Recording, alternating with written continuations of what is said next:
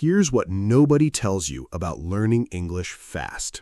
It has nothing to do with classrooms or apps. One guy did it in 3 months, alone, during night shifts at a warehouse, using a method almost anyone can copy.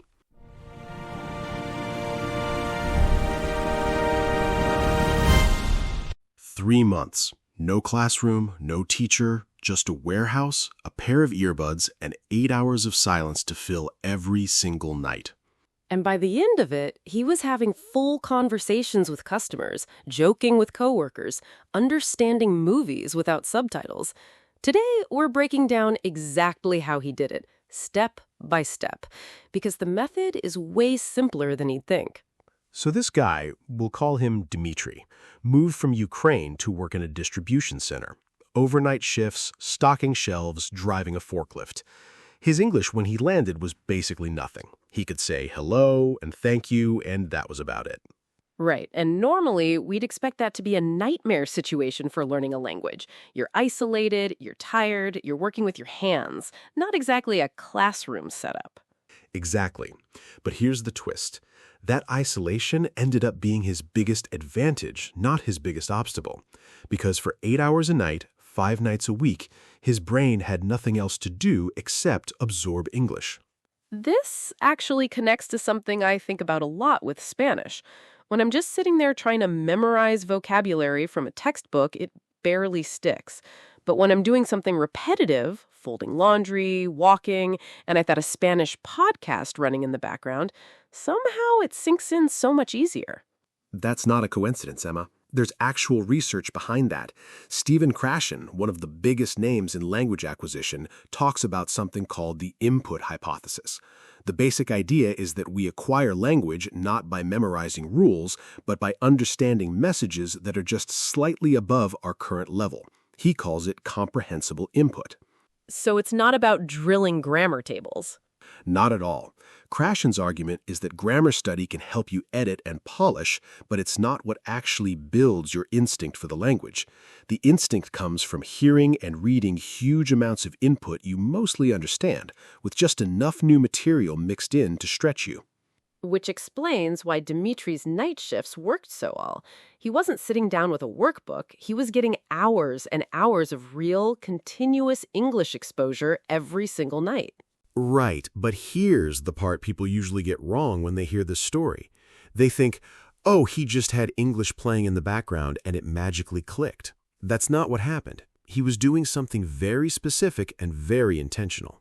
Okay, walk us through it. What was he actually doing for 8 hours? So the first month, he mostly just listened. Podcasts, audiobooks, YouTube videos, all at a slow, clear pace.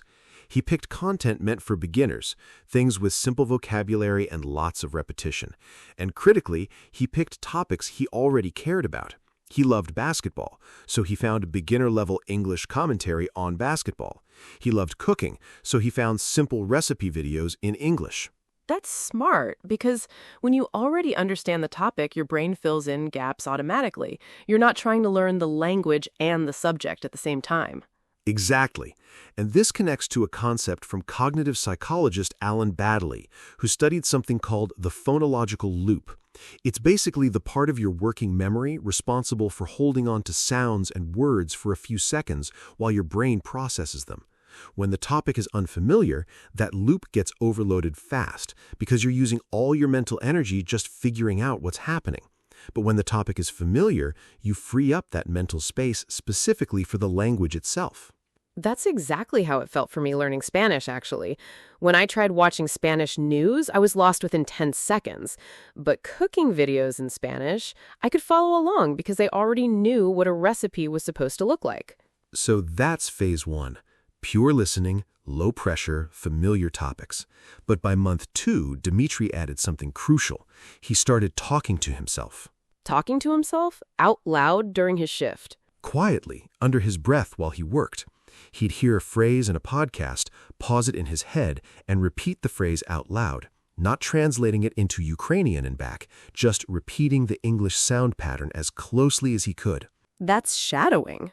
That's shadowing, exactly. And this taps into something linguist Richard Schmidt called the noticing hypothesis.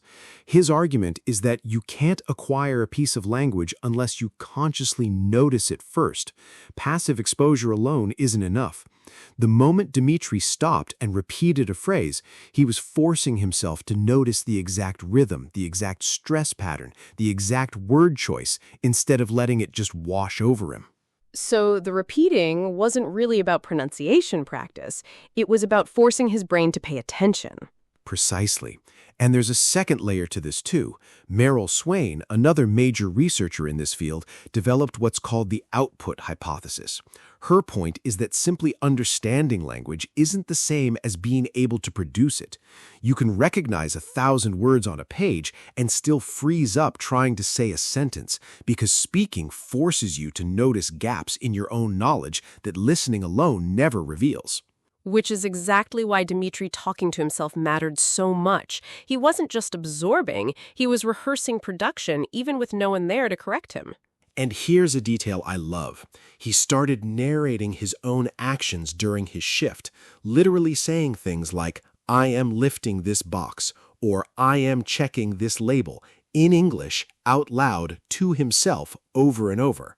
That's actually genius, because it's low stakes. Nobody's judging him. He can mess up the grammar 100 times and nobody cares. He's building the muscle memory of speaking without the fear of embarrassment. Which brings up something I've noticed with my own French learning. The biggest thing holding me back for years wasn't vocabulary, it was fear of sounding stupid. The second I started talking to myself in my apartment, just narrating dumb stuff like making coffee, my speaking confidence jumped enormously. There's no audience, so there's no filter. That connects to Krashen again, actually, the affective filter hypothesis. He argued that anxiety, embarrassment, and stress act like a mental wall that blocks language from getting in, even if the input is perfectly understandable. Lower the anxiety, and suddenly the same input sinks in far more easily. Right, so Dmitri accidentally built the perfect low-anxiety environment. Alone, at night, nobody listening, no pressure. Okay, so we've got month 1, pure listening with familiar topics. Month 2, shadowing and self-talk. What happened in month 3? Month 3 is where it gets really interesting, because this is where he started interacting with real people, not classroom conversation partners, just his actual coworkers during breaks. With only 2 months of night shift practice under his belt. Right, and he said the first few conversations were rough. Lots of pausing, lots of asking people to repeat things. But here's the key. He didn't avoid those moments, he leaned into them. If he didn't understand a word, he'd ask what it meant right there on the spot, then repeat it back 3 or 4 times before the break ended. So he was basically doing spaced repetition in real time, without even calling it that. Kinda, yeah. And this ties into research from Robert Bjork on what's called desirable difficulty. His work shows that learning sticks better when it involves a bit of struggle, a bit of friction, rather than when everything feels smooth and easy. If Dmitri had just nodded along pretending to understand, that word would have disappeared from his memory in an hour. But because he struggled to understand it, then had to actively use it, it stuck. That's such a good point, because I think a lot of learners avoid that friction. They nod along in conversations because they're embarrassed to ask what a word means. Which actually kills their progress. The discomfort of asking is exactly what makes the memory stronger. Okay, so let's pull all 3 of those months into something people can actually use, because this is a great story, but listeners need a system, not just an anecdote. Agreed. So we built a framework out of this called the swing shift method, named after Dmitri's work schedule, but it applies to anyone, whether you work nights, mornings, or you're just squeezing English practice into small pockets of your day. Break it down for us. There are 3 stages, and they map directly onto Dmitri's 3 months. Stage 1 is flood.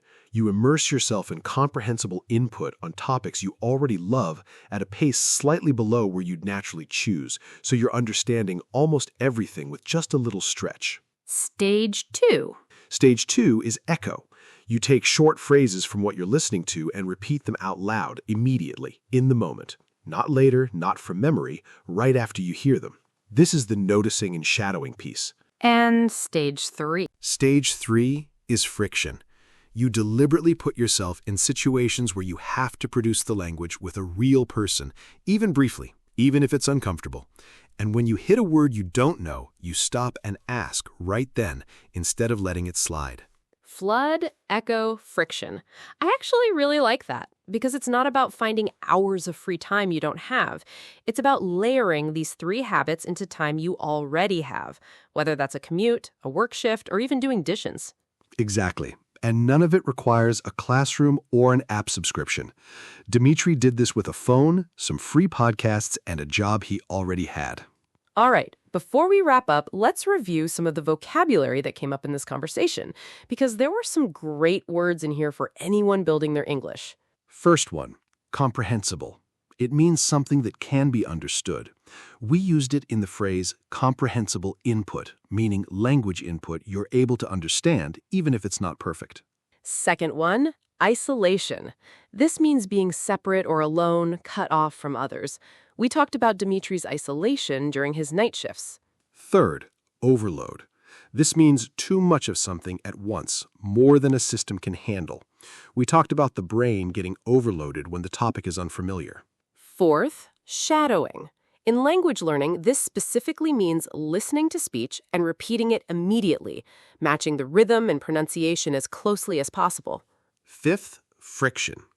Normally, this means resistance between 2 surfaces, but here we used it to mean discomfort or difficulty in a learning situation, the kind of struggle that actually helps you remember something. And sixth, to lean into something. This is an expression that means to embrace a difficult or uncomfortable situation instead of avoiding it. Dimitri leaned into his awkward conversations instead of running from them. Great set of words, and honestly useful ones, because you'll hear comprehensible, isolation, and friction come up constantly in everyday English conversations, not just in language learning talk. So here's your challenge for this week, listeners. Pick one topic you already love, something you could talk about for hours in your own language. Find 5 to 10 minutes of English content about that exact topic at a level you can mostly understand, and just listen to it today. Then tomorrow, do it again, but this time pause it once and repeat one phrase out loud. Just one. That's the echo step. And by day 3, try to say one sentence about that topic in English to another person, even if it's just, I really like this, even if it's messy. Flood, echo, friction. 3 months seems fast until you realize it's really just 90 days of small, repeated moments stacked on top of each other. We'll see you in the next episode. Until then, keep listening, keep noticing, and don't be afraid of a little friction.